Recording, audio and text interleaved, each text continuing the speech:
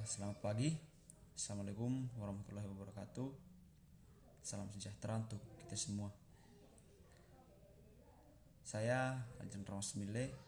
Saya dari Ilmu Politik kelas B dengan NIM F0121-546. Saya ingin melakukan presentasi tentang apa itu kepemimpinan.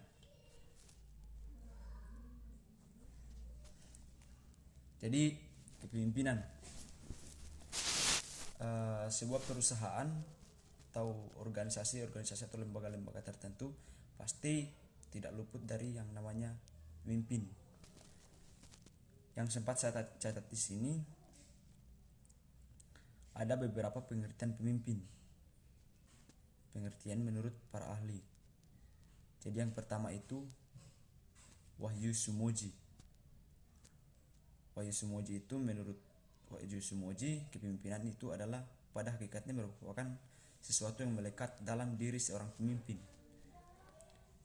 Sesuatu tersebut berupa sifat-sifat seperti kepribadian atau tingkah laku, cara dia memimpin, itu adalah kemampuan yang ada dalam dirinya itu. Kemudian pengertian kepemimpinan menurut Sutarto Wijono. Kepemimpinan menurut Sutarto adalah sebuah rangkaian aktivitas penataan. Aktivitas tersebut berupa kemampuan seseorang dalam mempengaruhi perilaku orang lain. Nah, pemimpin menurut Sutarto itu seorang pemimpin itu harus mampu mempengaruhi orang lain. Kemudian dia bukan hanya mempengaruhi, menurut Sutarto, dia itu harus mampu menata. Dalam hal ini menata apa yang dia pimpin. Misalnya dia yang pimpin adalah satu desa. Jadi bagaimana dia mempengaruhi orang dalam satu desa itu untuk kemudian menata desa itu. Kemudian ada juga dari Mujiono. Menurut Mujiono, kepemimpinan atau leadership sebenarnya adalah akibat dari pengaruh yang terjadi secara satu arah. Hal itu karena seorang pemimpin mungkin memiliki sebuah kualitas tertentu. Jadi menurut Mujiono itu kepemimpinan terjadi karena satu arah. Jadi seorang pemimpin harus memiliki kualitas. Jadi jika tidak berkualitas mungkin tidak bisa dikatakan seorang pemimpin. Kemudian aspek penting dalam kepemimpinan. Nah, hal yang paling penting dalam memimpin yaitu ada beberapa aspek penting. Jadi pertama, seorang pemimpin itu harus melibatkan orang lain. Nah, seorang pemimpin harus melibatkan orang-orang lain, yaitu seperti misalnya bawahan atau pengikut. Jadi pemimpin itu tidak boleh bekerja sendiri-sendiri. Pemimpin itu harus melibatkan beberapa orang yang kemudian berjalan di belakangnya atau membantu dia dalam melakukan segala sesuatu. Kemudian yang kedua, pemimpin mencakup distribusi kekuasaan. Kepemimpinan mencakup distribusi kekuasaan tidak sama di antara pemimpin dan para anggota kelompok. Maksudnya pemimpin harus berada di level atas, lain dari pada anggota-anggota kelompok yang dipimpin. Harus lebih di atas dia.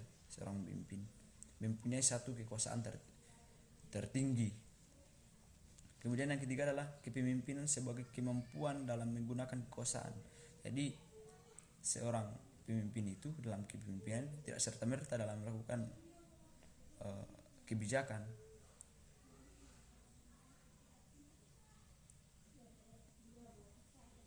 Harus mempunyai kemampuan dalam menggunakan kekuasaan dia. Itu. Kemudian teori kepemimpinan, ini juga beberapa poin penting dalam teori kepemimpinan, yaitu yang pertama Greatman Theory. Greatman Theory yang sering dikenal sebagai orang hebat ini berkembang sejak abad ke-19. Jadi teori ini mengatakan bahwa orang-orang hebat itu memang dilahirkan dan dalamnya itu memang dalam dirinya sudah ada bakat pemimpin. Dan yang kedua itu teori gaya dan perilaku. Jadi teori kepemimpinan berdasarkan gaya dan perilaku kebalikan dari teori yang hebat atau the great man theory. Teori berdasarkan gaya dan perilaku ini menyatakan bahwa pemimpin hebat itu dibuat. Jadi kalau misalnya the great man theory tadi adalah dia dilahirkan atau dalam bakat tertentu, teori gaya dan perilaku ini mengatakan bahwa seorang pemimpin itu dibuat, ditempa, ibaratnya sebuah besi yang kemudian ditempa menjadi sebuah pedang. Jadi dibuat.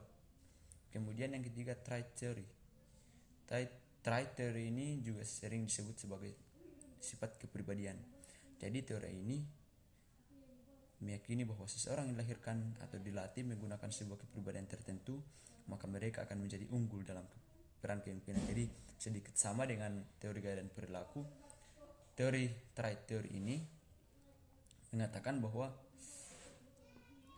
seseorang yang dilahirkan atau dilatih menggunakan sebuah kepribadian tertentu, jadi dia dilatih sehingga menempa seorang pemimpin yang hebat.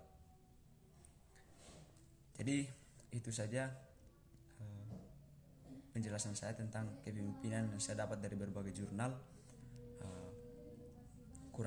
Kurang dan lebihnya mohon dimaafkan.